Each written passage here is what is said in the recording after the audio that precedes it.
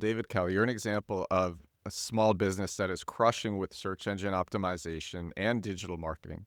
Like when you sent me what you're doing, I'm like, oh my gosh, and let me take a look at this guy's website. And I took a look at your website, and so I want to share you as a case study and inspiration and motivation for small businesses that are looking to get results with SEO and with digital marketing. That's why I wanted you on the show. That's why I asked you to come on. Oh, Yeah. So you have Hawaiian South Shore, yes. hawaiiansouthshore.com. You're a Yep. surf shop in Honolulu. Yep. But you're also and for also just like a side note for people there's a lot of SEOs who would say you can't have like a really long domain name. Some SEOs would say that, and your domain name is hawaiiansouthshore.com. Very long, and you are ranking number one for things like you literally are ranking number one for surfboards near me, longboards Hawaii, tons of bottom of funnel purchase intent e-commerce keywords around surfboards. You're going after multiple purchase intent keywords with the same items, which I always advise doing with your /collections page. It's really well done. You only have a 32 out of 100 domain authority. And for anybody wondering, domain authority is like a lot of people think you need to have like the super highest domain authority to rank for lots of valuable keywords. Your Moz domain authority is 32 out of 100. If you go by Hrefs, it's 25 out of 100. So it's not crazy. It's not, if there's anybody thinking, of course, he has those rankings, I can't do that. It's really totally achievable, that domain authority. And you're ranking number one. You're in positions 1 through 3 for hundreds of keywords on Google. Positions one through Wow. three for hundreds of keywords on Google. Yeah, and you've been in. Actually, no. My first question is, I just wanted to share that for people listening, for small business owners who want to get results with SEO and digital marketing. This is why I'm having you on. I think you're going to be inspirational to a lot of people. But my first Oh, right question to on. you is, since you're crushing with SEO, what have some of your biggest SEO epiphanies or lessons been over the years? Wow, that's pretty hard. So one of the things that everybody talks about algorithms and this and that, and I started realizing that it should be things that most people want to know. So when they come to the site, the questions that they're asking, and just basically like I think of it as a conversation when I'm having with somebody that comes into the surf shop. And if it covers all that, it seems like that's what Google's looking for. I just kind of simplified it, but I don't know if that's true. And then when we do our blog posts and things like that, I make sure that there's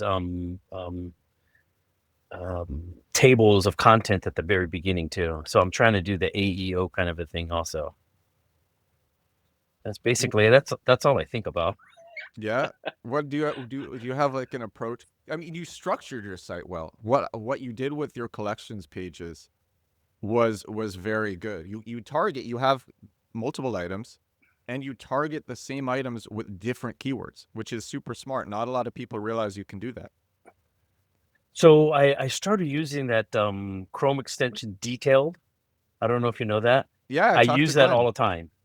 Oh, yeah, I use that all the time, and that's what helped us out the most. What sort of insights did you get? So I actually don't sit there and do everything, but I look at the stuff and I said, hey, maybe you should change it to this. And then when we change certain parts of the URL, we look around and said, oh, you know what? This other shop's doing this and they're doing better than us. Maybe we should try to outrank them. So that's what we basically do. We're just playing cat and mouse, I guess. When you say we should try to outrank them, do you have an approach with doing that? So the email that I sent you, you were asking me what I was doing. So after we create a blog, I use a Claude projects, and inside Claude projects, I actually there's a couple people that I follow, and I take their approaches to SEO and their blogs and stuff, and I put it into the knowledge base, and then I take the blog posts that we have, and I put it into the knowledge base, and I said this is the blog that we have, and then it'll I give it a tone. So since we have a lot of male customers, what I did is I went on to ChatGTP and I said, most of our customers are 35 and over. They're six-figure income customers, and we have a lot of guys that are in their 50s and they like gear. What magazines are geared for those people? Then it came out with a couple like Outside Magazine and things like that. And then I said, oh, can you take their tone and the way they speak to their customers and kind of edit it towards the surf crowd? And it did. And then I took that and put it into the projects also. So when I create the blog post, I always make sure that I tell it not to, hallucinate and make things up and only take the items that are inside the knowledge base and use that. And one of the things that I do is I would kind of write out what I want it to do. And then I always say, before you start, I want you to summarize what I want you to do. And I want you to ask all the questions before you start. And don't start until I give you the command go. I always put it in quotation go. Because sometimes it'll just start going. You're like, no, no, no, no, no. So I do that and they'll ask me questions and I'll keep on doing it over and over. And then they'll finally say, can I go? And I says, yes, go. And it'll create the whole blog post. And I always tell it to add the H1, H2, and H3 tags. And then I always tell it to optimize for SEO and AEO. Once it does that, I go to ChatGTP and then I use the Yoast GT or the GTP app. I put it in there. I actually put the HTML and I says, "Can you optimize this?" And I said, "Don't change anything about the uh, blog post. Just help me optimize for SEO and AEO." And then I'll just put in all these codes. I grab the the HTML, put it right into our Shopify blog, and it's done.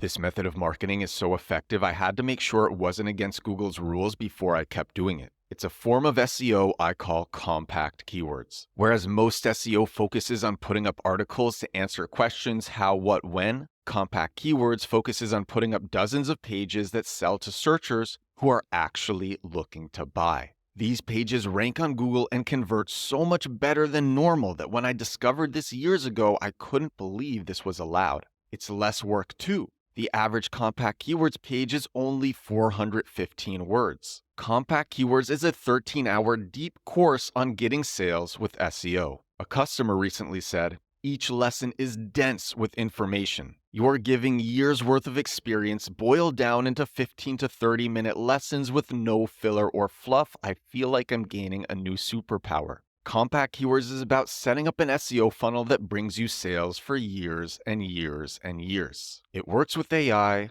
it's less work than traditional SEO, and it makes way more money. You can get it now at compactkeywords.com. Back to the podcast. Dude, that's what I'm talking about. Because you sent, okay, this is what you sent me. I want to read what you sent me. All right. Because for people, maybe people are like, this is kind of hard to follow. But I really like you gave me more of a step-by-step over email. You said, for content creation, we use Claude along with a writer who handles the industry news. In Claude, we've set up HTML templates with pre-built layouts, including image links. Since we use Klaviyo, we have Claude create trackable links so we can monitor what people are clicking on. Our template system makes it easy. We organize content in a text file numbered 1 through 8. For each article, we include the number and add either a markdown or a product screenshot. Claude then creates a summarized or detailed article depending on whether it's for our weekly or monthly newsletter. After that, we run it through GPT with Yoast to optimize for AEO and SEO. This is the approach I've been using for the past month. So you just started doing this. Yes. Yep.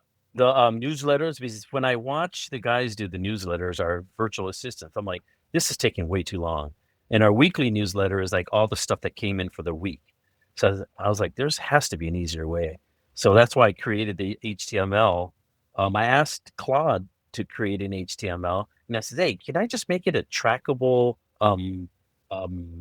links and stuff? It says, yeah, you can do this. You have to change this setting inside inside Klaviyo, and you can do it. I was like, oh, okay, that solves one thing. And I said, most of our customers are 50 and over. So, and 70% of our using mobile. I says, can you make sure that the fonts are large enough for them? Also, the padding, make it so that they can read it. And I also asked it what I should do for the background colors. It said, just make it plain white and just put like a a line through it so you can break up the different articles. I was like, okay, that's something I did today actually, and we kind of changed it. And then what's cool about it is that I would ask it to give me a summary of what it looks like. So to show you what it looks like, a preview, and you're like, oh, and of course it doesn't have all the writing and stuff, but it'll tell you exactly what it'll look like. So it makes it easy for the virtual assistants too. What's your frequency of AI content and how often is it human reviewed and to what extent? Oh, I reviewed 100% all the time. No matter what, because sometimes I'm reading it and I'm like, wait, this needs to go here because it doesn't make sense. And I'll tell it to fix itself because it'll start, every time it has to go through me. Yeah. See, this is how you do AI content correctly. A lot of people ask me about AI content. A lot of people are interested in it, and just recently, Google has been cracking down on websites that are using mass amounts of AI generated content. And there are several ways to get around that. One is like if the frequency of AI content is too great, not the frequency, the velocity. So if you go from 0 to 100 way too fast, then then that's a big red flag. But I mean, also eventually, if you're just putting out tons of slop and you're ranking for tons of keywords, you will get and it's obvious slop. It's obvious AI slop. People do report websites, and the right way to do AI generated text is to actually review it like you're doing. Because, like you said, AI will hallucinate no matter what. It will make mistakes, and it needs a level of human reviewing. Yeah, completely unreviewed AI content can work for a little bit, and then it won't. And then you get penalized. Then you get hit with a manual penalty, and it's like, oh, my site's messed up now. I need to start something else, or like try to get out of this, and it can be a big pain. But you're doing it completely right. All right on. What were you It doing? to me, I just go ahead. What were you doing before this? What were you like? What was your approach to SEO before AI? So I actually had a writer, and he writes for all kinds of magazines, and he's an outdoor enthusiast. He surfs big waves, he rock climbs, he snowboards out in the backcountry and stuff like that. So he's a writer, and he did all that. But I always take it and kind of review it and put my stuff into it too. So it has my tone in it all the time. Even if there's a writer, I still check it out. You're still working with him? Yep. Okay, that's cool. And Yeah. when did you start making the collections pages? Because I really I like what you did with the collections pages, because a lot of e-commerce people, they don't know that they can do things like that. Like they don't know that, like, you have a bunch of a bunch of different items, but I just want to stress, so like you will target, because this you can go after one item with multiple keywords, and the way that you do it is you create a separate page for, you see, it's their category pages, and so it's like, okay, all of these items fall into this category, and this category is a keyword. It's something that people search for. And then so you create this category page. You have the keyword in your H1, your page title. You have it in the first sentence of your page. You do all this stuff, and then on your page you have your list of items that you sell, and you are ranking number one for so many of these keywords.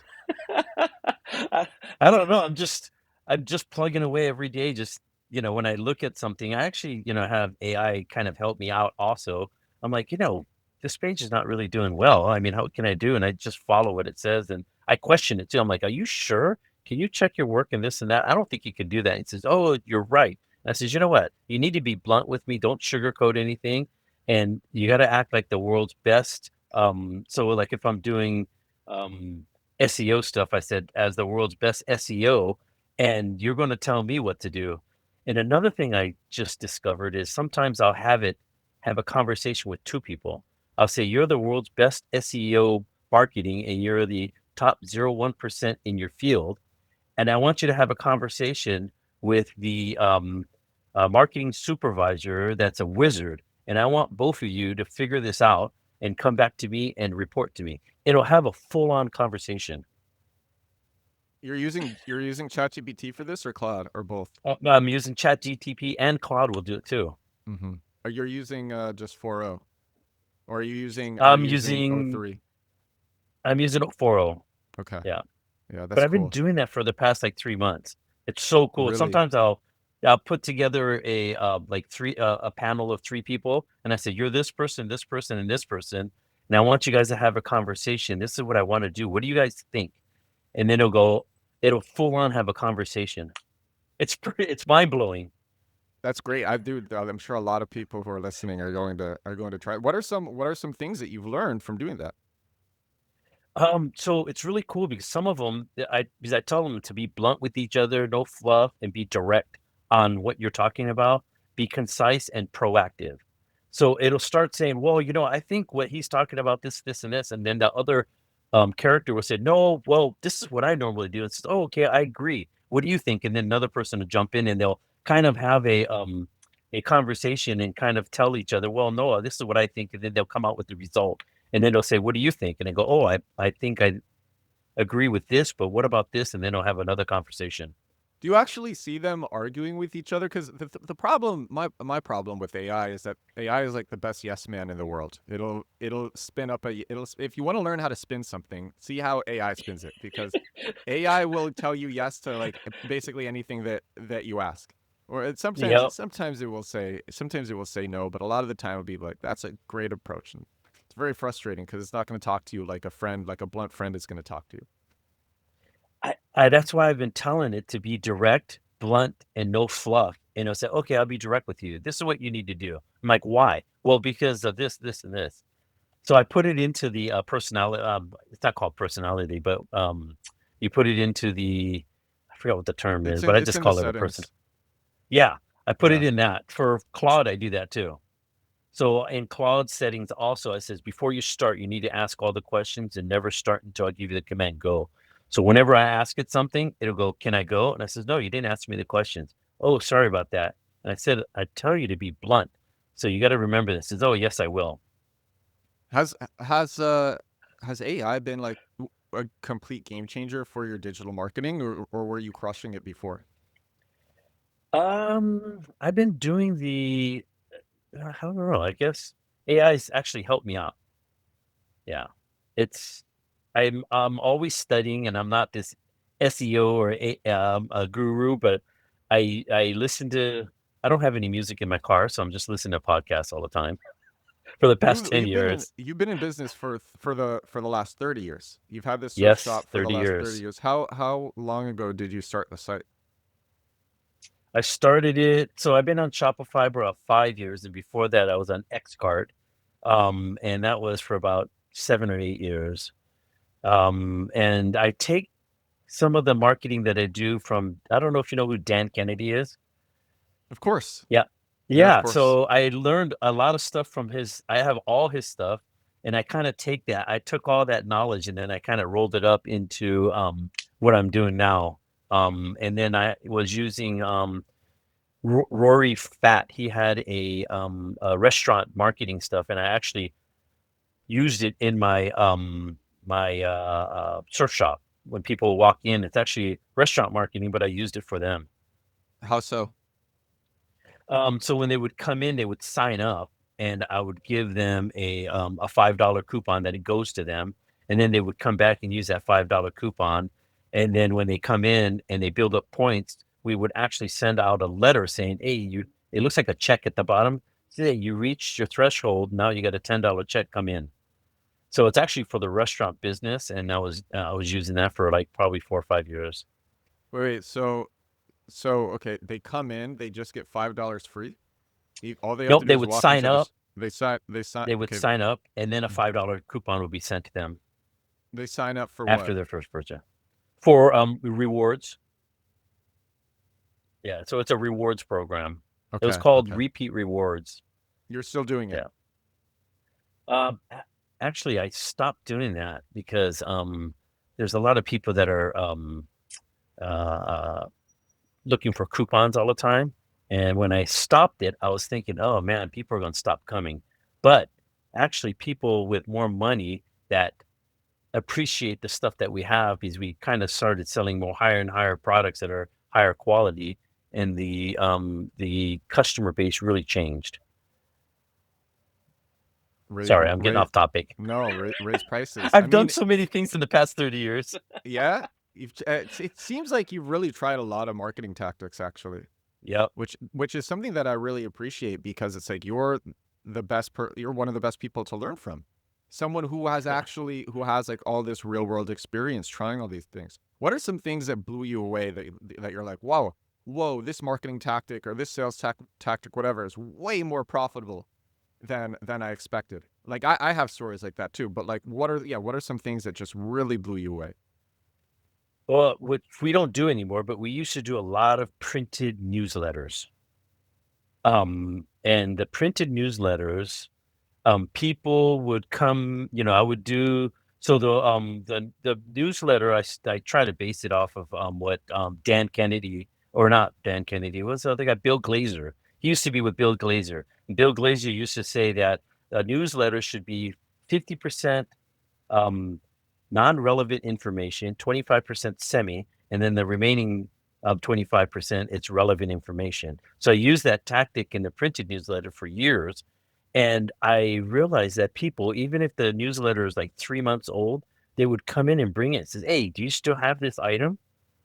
And I was just like, "Oh, I'm blown away." People are like, they have it in their bathrooms or sitting on top of their counters, and it's like a visual advertisement that just sits there, and they're just like, "Oh, I gotta go over there. I gotta go over there." And it's like a reminder, constant reminder to them.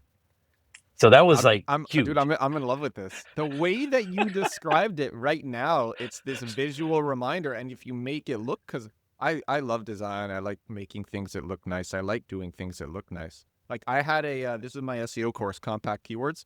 I had a designer who's been designing for literally over 2 decades, make all these shirt designs, and I wear them. He's a brilliant designer. It's like, this is so beautiful. I love it.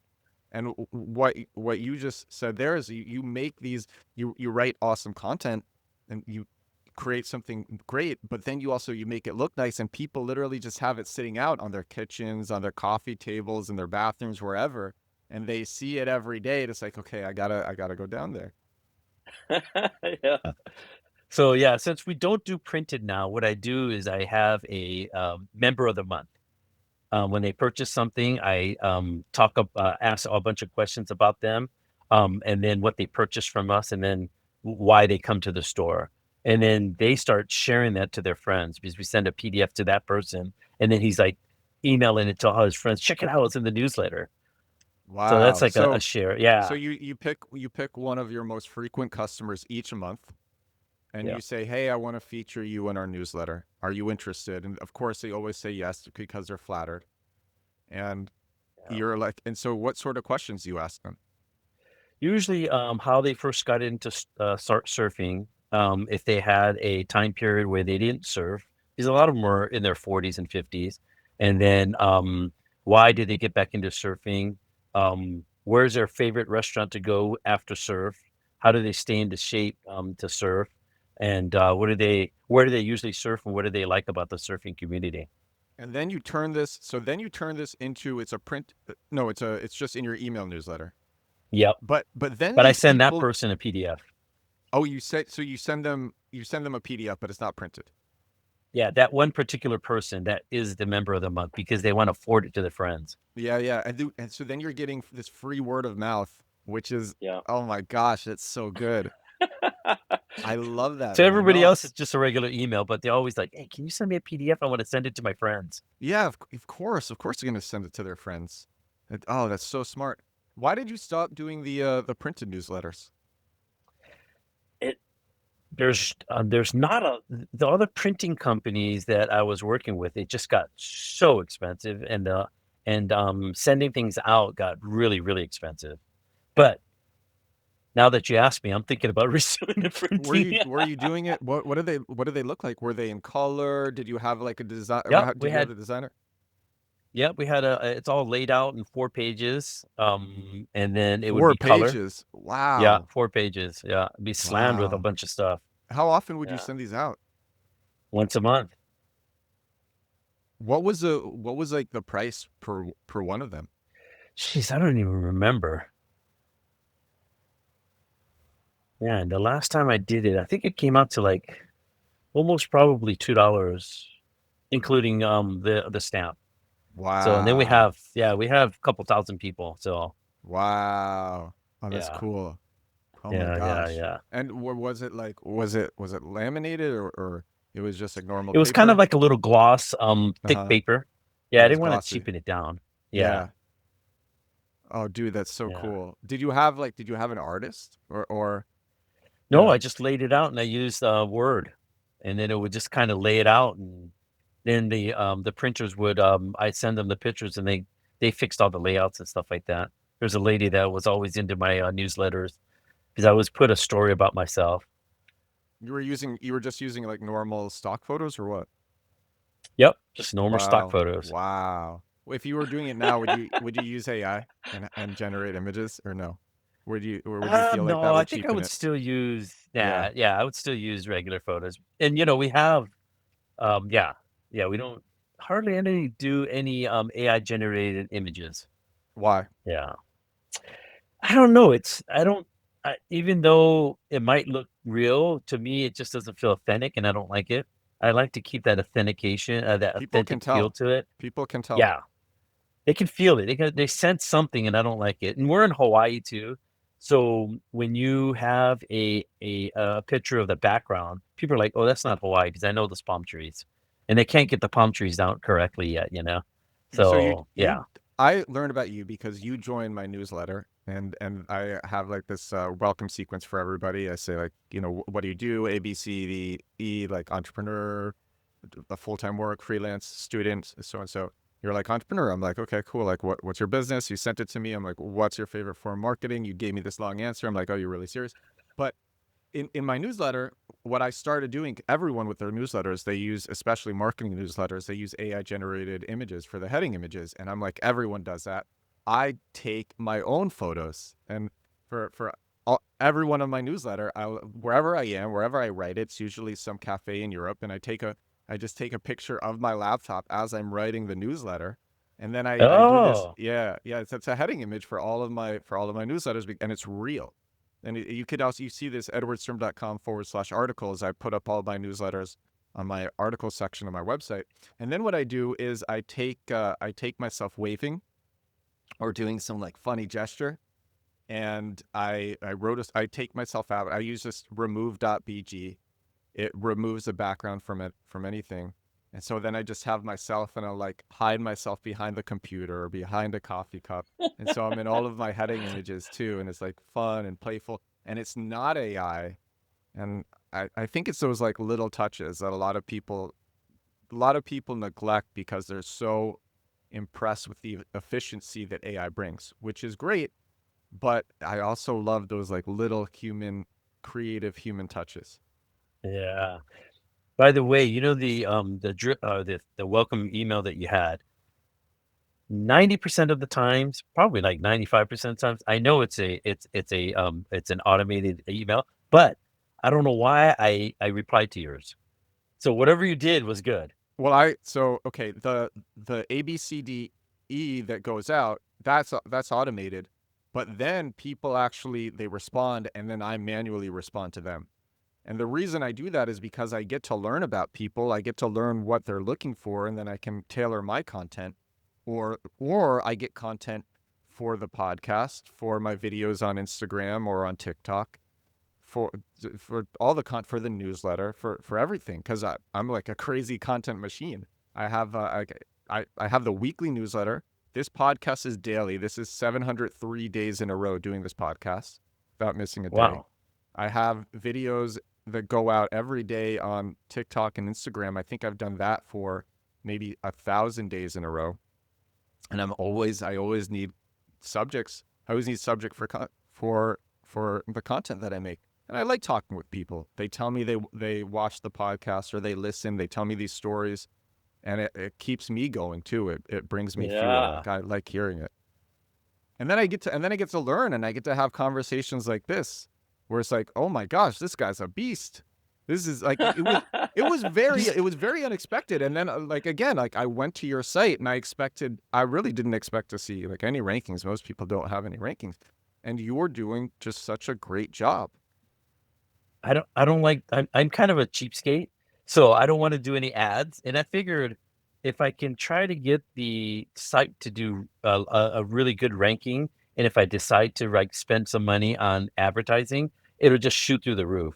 But I see so many people that are advertising, they're just throwing money after money after money, and then as soon as they stop, they just boom, they're just going back down, and you don't see them. And it's like, where'd they go? And it's, oh, they stopped advertising. So they're relying just on feeding the machine, but they're not fixing what's the foundation. They're not bringing the Yeah. foundation up to the machine, is what I see. You're speaking my language. You're 100%.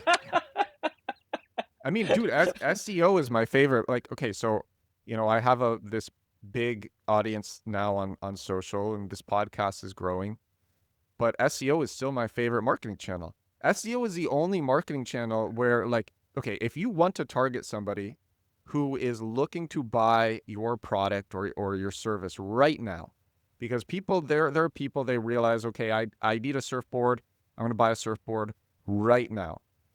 It, it, Without SEO, you have to pay money for ads in order to do it. Yeah. There's no other channel. Without SEO, you have to pay. You're not going to put up a video and magically get in front of the people who, like, sometimes you will, but it's not going to be to such a great frequency. Whereas with SEO, you target keywords where people are literally looking to make purchases at this very moment for whatever it is that you sell, and this content is evergreen, and you're not spending money on the ads. You put up the content, and sometimes, because purchase intent keywords, I mean, this, you rank for so many keywords. Purchase intent keywords, they tend to be low volume enough because there's so many less people at the bottom of the purchasing funnel that the keywords won't be targeted by that many other companies, that many other people. So because they're super under targeted, first of all, you don't need to put in that much work into making the pages. But then, because they're under targeted, you put up the page once and it tends to rank for years and years, and it ranks number one for years and years and years and years. And you really have to do like few things, and it stays ranking number one. It's like magic, and you're not spending money on ads. And then for years, Yeah. this page that you made is getting you sales from people who are looking for what you offer right now. And if they don't purchase, maybe you get them, you have like an exit intent pop-up that comes out, you get them there. Or you're doing retargeting. Then you can go to ads and you're doing retargeting, but at least you know that they were really interested. And so for me, that's why SEO is my favorite marketing channel. It's so cool. Yeah. We also do a lot of YouTube. I don't know if you've seen our YouTube channel, No, tell but me I about it. interview. Yeah, so I actually interview customers that come into the surf shop. We have an iPhone and an iPad sitting there. We ask them as they're looking for new boards, and like, hey, I got this board for you. How do you like it? Oh, let me do a review. So I'd grab the mic and pin it on them and do a review. And then we also review the surfboard shapers and the designers. And then once we do that, we actually take the transcript, put it in through um, Claude, and then I'll put it into Yoast, and then I'll create a blog also on that. So dope. Oh my God, that's so great. And you're probably structuring it like the question is an H2, and then you have Yep. like, yeah. Oh, that's so awesome. How are you getting the transcripts? I'm just YouTube, and then I was using an app. It's called I'm on a different computer, but it just grabs a URL and it transcribes it all. So Okay. yeah. That's awesome. And you just give it to Claude, it generates. And then at the top, I guess you have the video. Yep.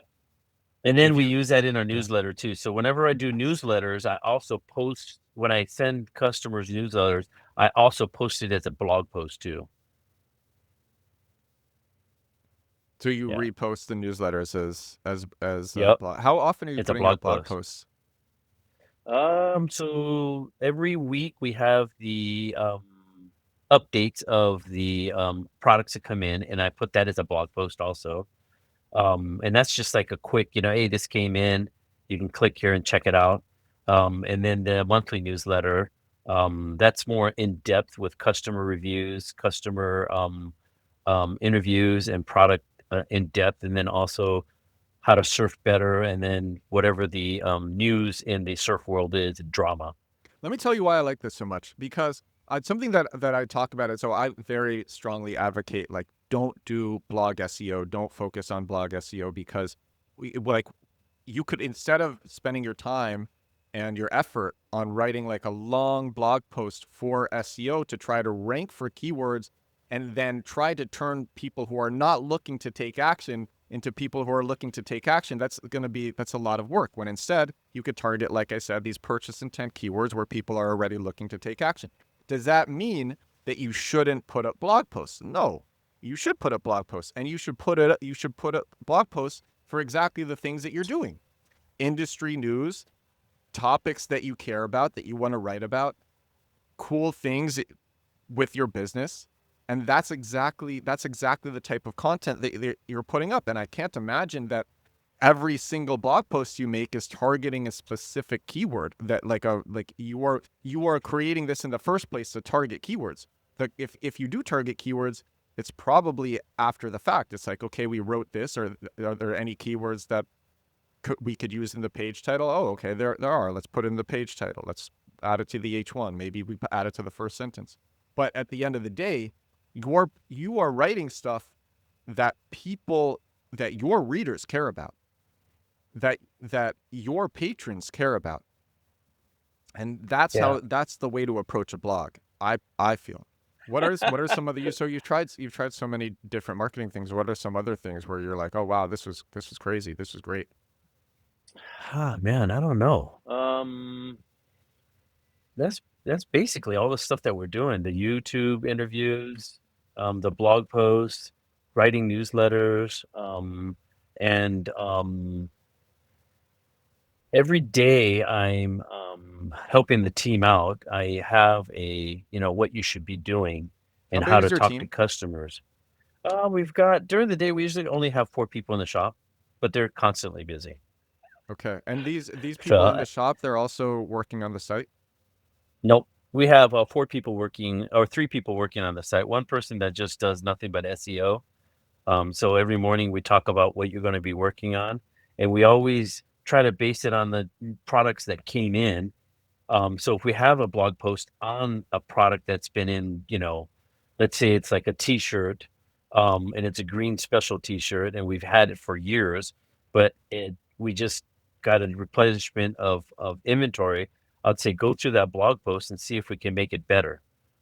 So we're always trying to take the blog post and trying to make it better and better and better. So recently, since I don't know if I'm doing it correctly, but since AEO is starting to become important, I as the blog post, it'd have the body with all the H1, H2, and H3 tags, but then above it, we started putting a table of contents, and it would be like questions.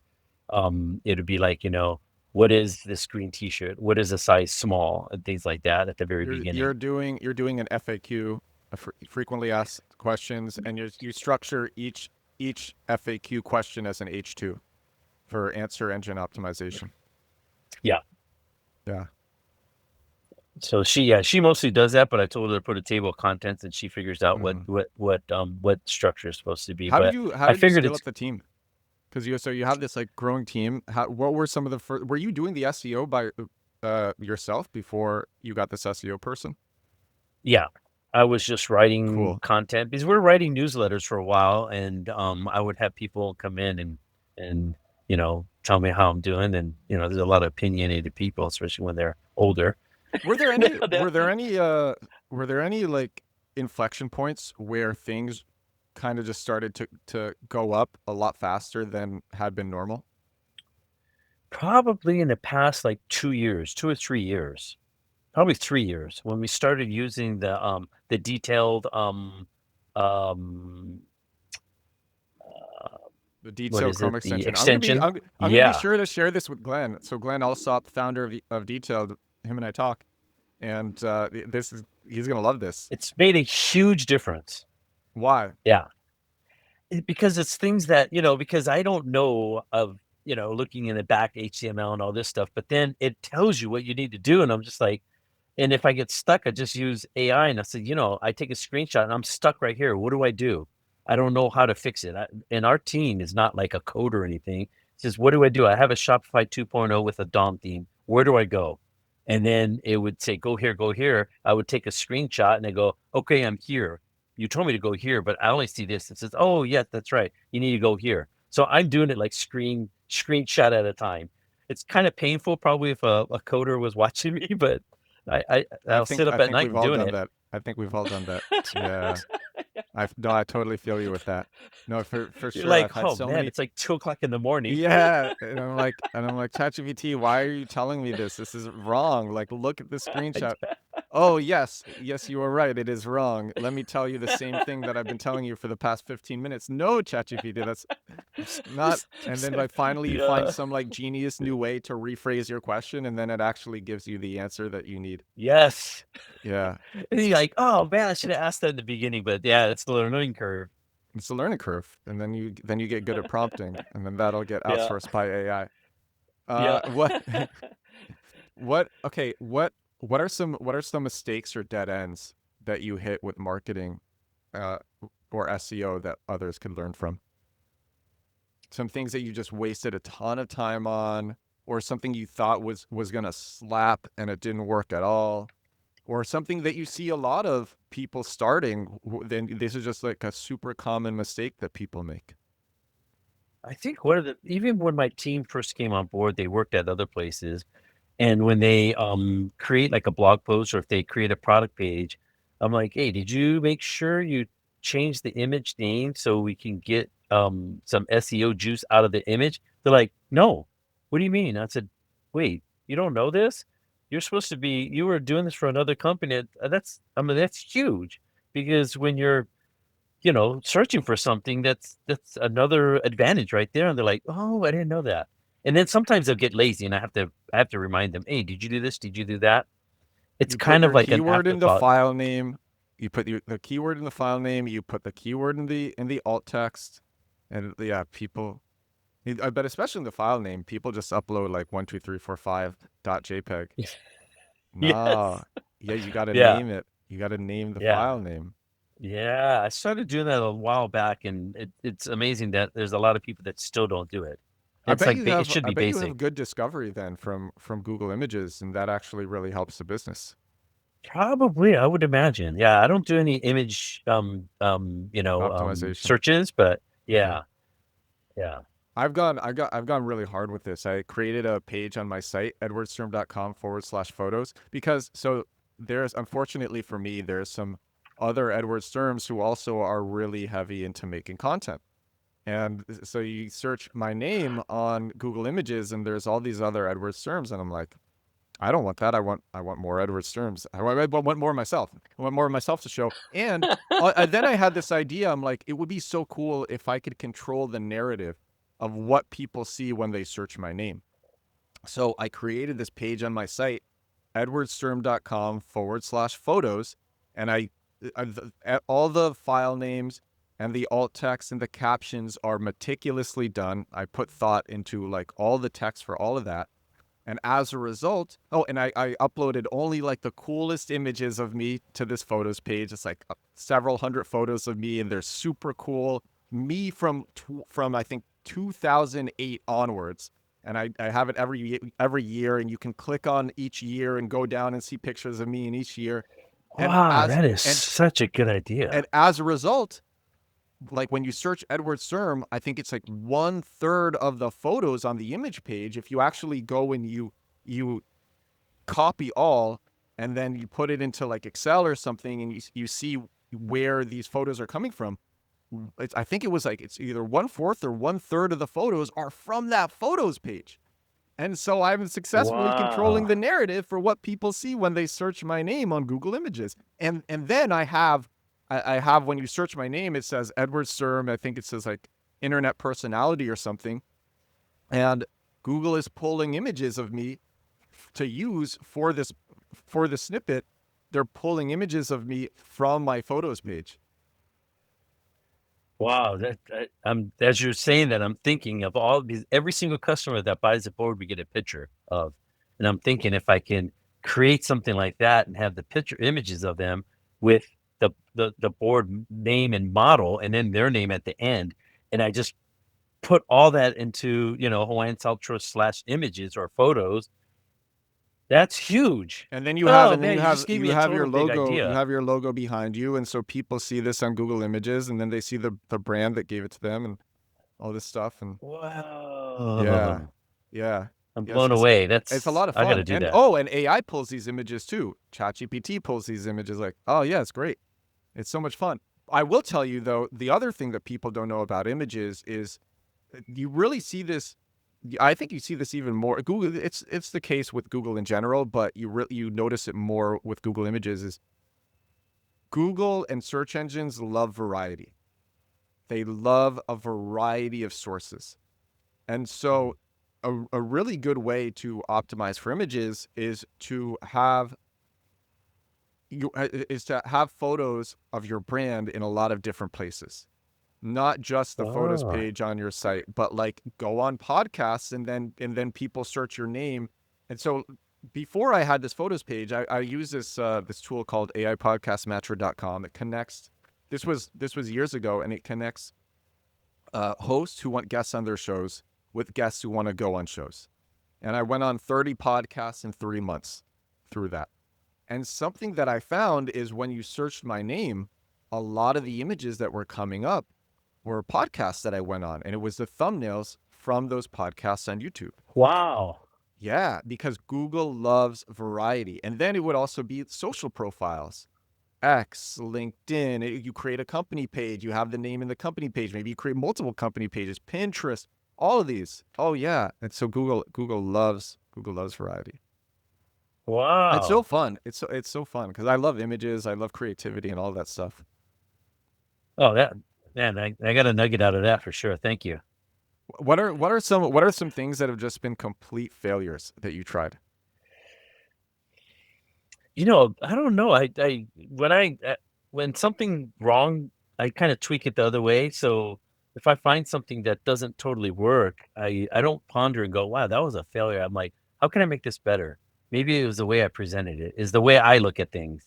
So if there's an email campaign that goes out and I'm like, wow, 10 people clicked on it and I sent it to like, you know, 2,000 people. And I'm like, wait, what happened? I don't consider it a failure. I'm like, well, how can I make this better? And then I'll try to tweak it. That is what I do. Yeah. So what are some recent tweaks that you made that actually fixed I guess like lackluster results? The subject lines for emails, it's huge. I have my team using this app. It's what was it called? Subject something. And what it does, it goes through and it tells you if the subject line is 100% or 50% or whatever. Um, yeah, I forgot what it was called. Do you want Sorry, to it hack slipped for my subject mind. lines?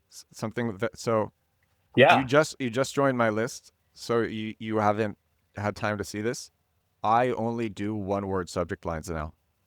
One word subject really. lines. Yeah, and I got this from so there's this product manager at Duolingo, and he has this newsletter called First 1000. And this newsletter started as like he was talking about how companies got their first 1000 customers or users.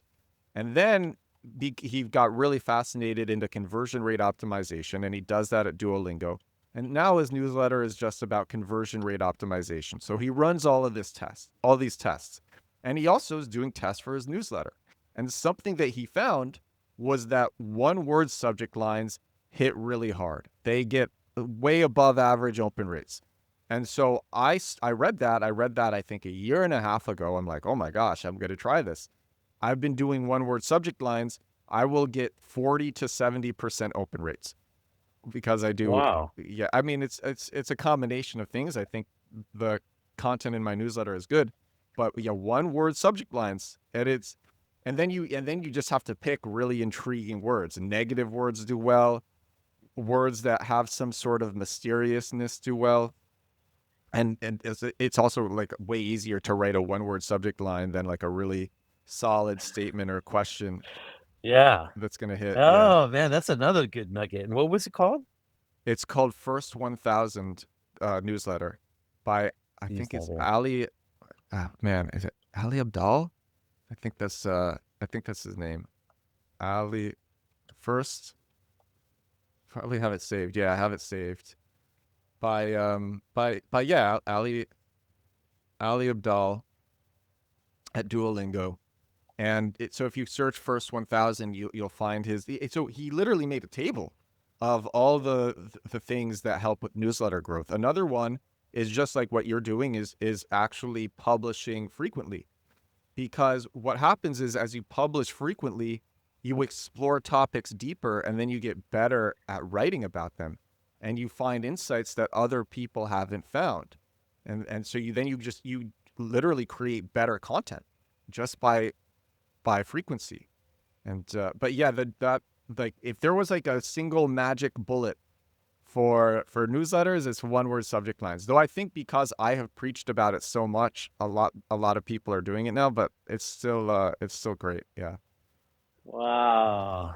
Yeah, I totally believe the more you write, the better you become, and you start seeing different insights and stuff like that. And when I'm training my staff too, I came up with an acronym for them that when the customers come in and we use that and I preach it every day. So and I tell them use it in daily life too. It helps. What did you say the So acronym was? it's called GERR. It's GER. It stands for greet, engage, research, and then you recommend. Oh, cool. So when a customer comes in, you greet them and you're engaging with them, and then you start researching what they want, and then you recommend. And I always tell them that if you're recommending more than one item, if you're recommending 2 items, that means you haven't done your research. You're not trying to find out to help them. You're selling them, and that's not what I want you to do. I want you to help them because we're a destination surf shop. Dude, There's I no other can't even shops around us. so I guess I do that naturally, but I can't even tell you how many people have bought my SEO course just from doing that because people sign up to my newsletter. I like learn about them.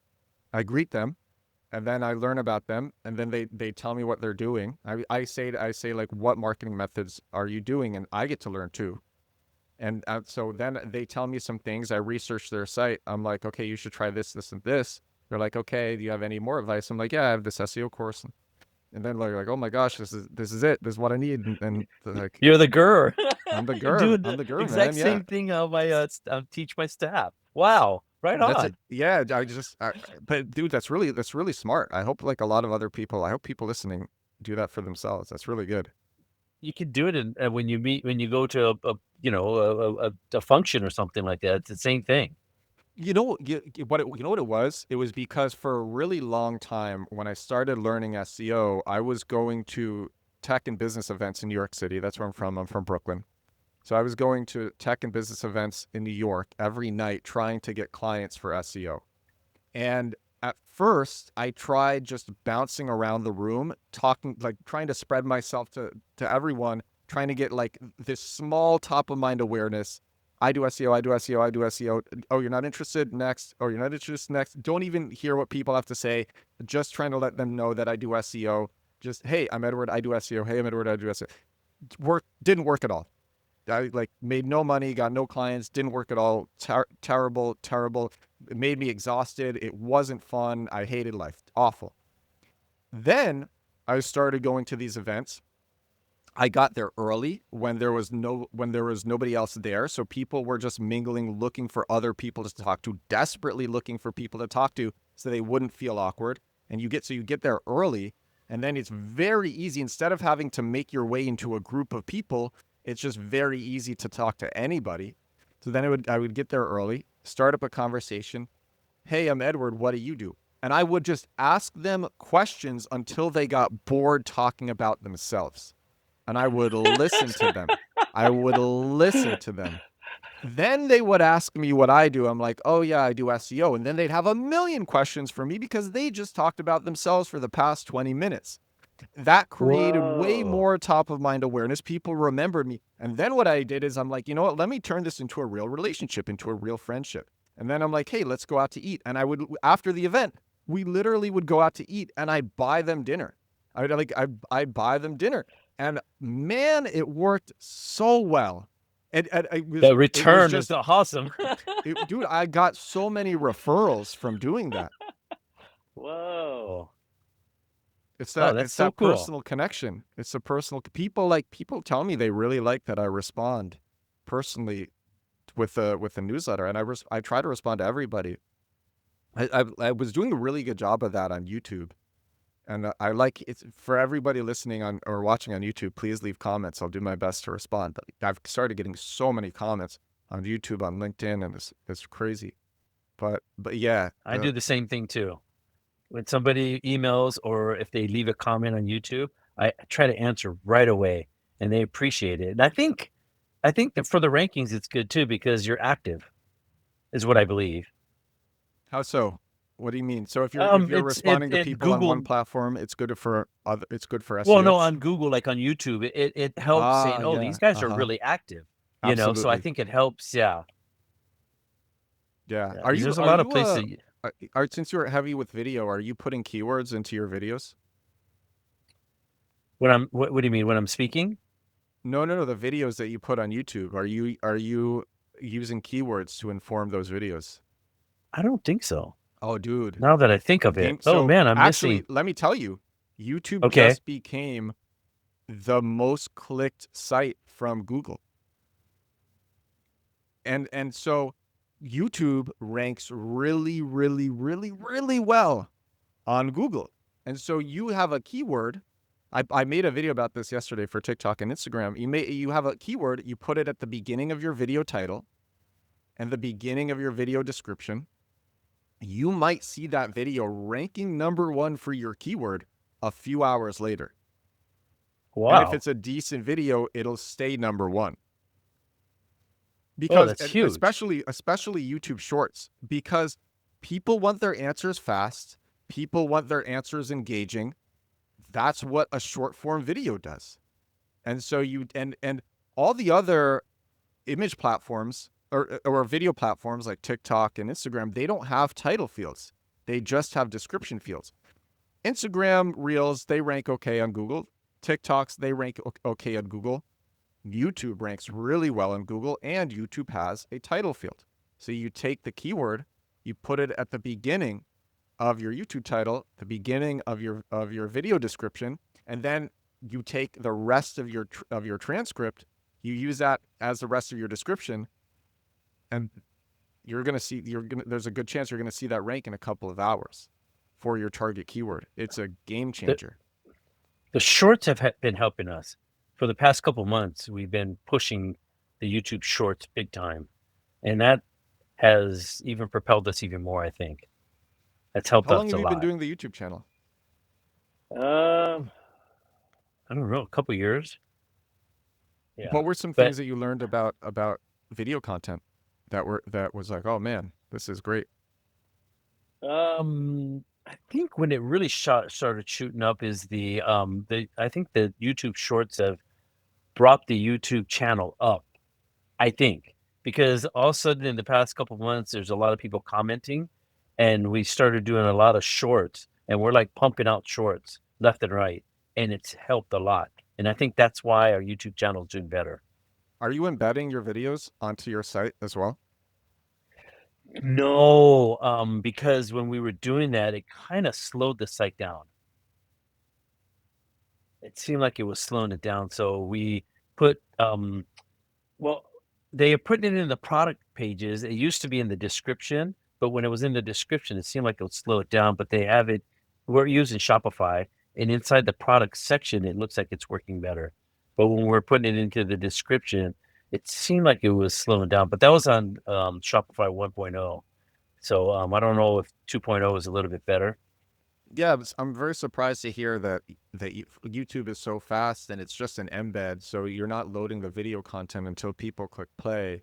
It's just gonna, if anything, it's Yeah. just gonna load the thumbnail, but YouTube compresses the thumbnails. Yeah, I don't know. Yeah, the person that was working on the site said, "Hey, I don't know why this is slowing it down because we had a lot of videos embedded into the description part." I And I suppose if she's you have like a ton of videos and then YouTube has to load all of those, or your site has to load all of those thumbnails, that could be a problem. I've seen that yeah, myself. Because sometimes I've made pages that have a ton of videos on them, and then all of these thumbnails need to be loaded. That will slow things down. But if it's like a single video, then it could be a lot faster. I use videos on edwardstern.com all the time.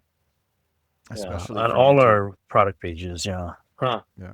Right All on. right. So before we wrap, I want to ask one last question for people who are just starting their business now or trying to get their business off the ground. You've been in business for 30 years. You've tried so many different things. You're doing great things now with digital marketing. Sounds like you were before. You're ranking in positions 1 through 3 for hundreds of valuable keywords. So you're doing really great stuff. People who are just starting or trying to get their business off the ground, what would your advice for them be?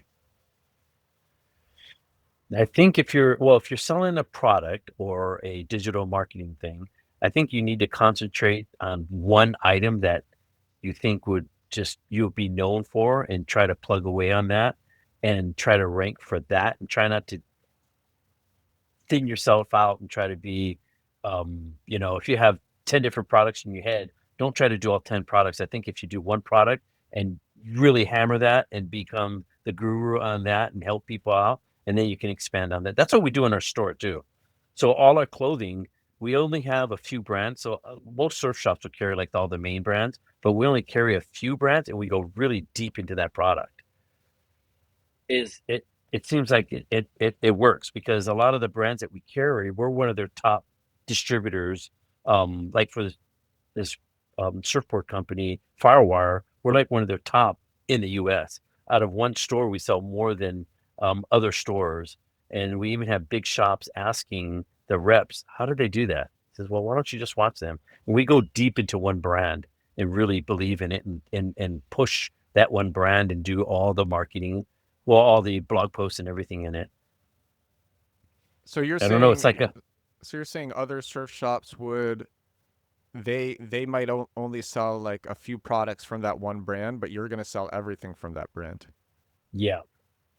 You ought to be known for like, it's like going to a restaurant, and if they have a menu of from sushi to pizzas, they're like, "Well, what are they known for?" If you're selling sushi, you ought to be known for a certain, sashimi, or you ought to be known for the aji that they have, and you specialize on that one dish, and everybody's like, you have to go to that store and you have to grab that one dish at that store.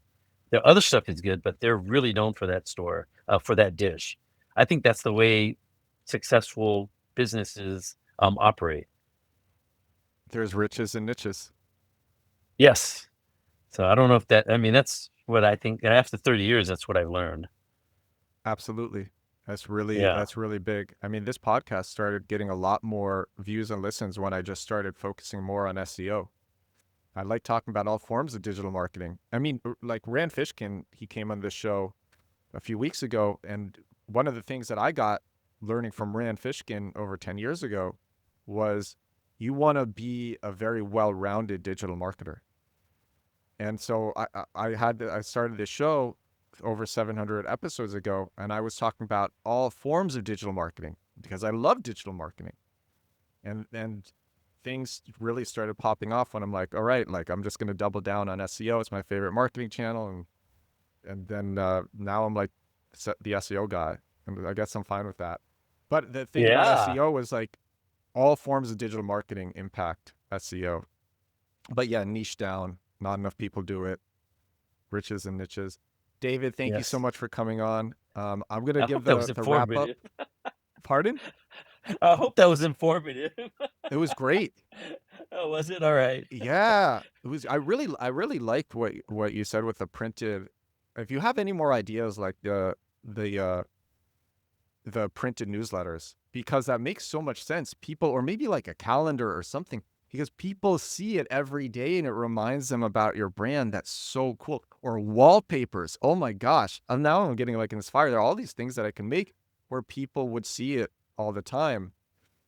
That's so dope. I really like that. We used to make a Tide calendar too. It You was a did. Tide calendar, yeah, and give it out to all the customers. So when they come in, and then we would send it to all the customers. Um, Another thing is, I don't know if you mind. So when customers purchase items on our website, we drop it off at the main post office that evening, and we package it up. We write a thank you note, and then we put in a sticker, and we handwrite it. It's not no BS printed out stuff. We handwrite it. And if it's our second or third or fifth order, it says, "Hey, you've ordered quite a few times from us. Thank you very much." And we would recognize that and put that in and sign it and then put it in there. And then we also make a video for each product somebody purchases. We actually use our iPhone and we'll say, "Hey, this is Dave. Thank you very much for buying this." And you can tell we're packing it up right now. We quality checked it, so it's all good. We're going to drop it off at the main post office, and then we put it into one of our YouTube sites that nobody looks at. And we put it as unlisted. We would send them a link, and they're like, "Dude, this is so awesome," because it feels real. It is Yeah. real. Yeah, yeah. It gives him a little connection to us too. That's you want to know the real secret for why you're doing well with SEO? But It's because you like your business and you like what you do. I think yeah, that's the yeah. real. I'm passionate about it. Yeah. I like talking to you, it's clear you're not just doing these digital marketing things as like savvy tactics to make more money. You're doing it because you love it and because Yeah. it makes your customers happy or potential customers happy. Yeah. Right on. Yeah. Thank you very much for that. Thank you. Thank you for coming on. Stick around. I'm going to give the wrap up, but then when I hit stop, the video is going to upload. But yeah, for everybody, for David. Oh, and so everybody go check out. It's Hawaiian Hawaiian South Surf. Shore. Yeah, Hawaiian South Shore. And Dot where com. do you have like social accounts where people can find you? Yeah. If they just look up Hawaiian South Shore, it'll pop up. Okay, cool. Yeah.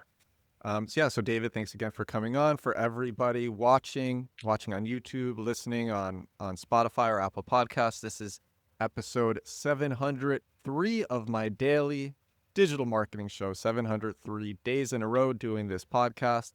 Thank you so much, and I will talk to you again tomorrow. Bye now.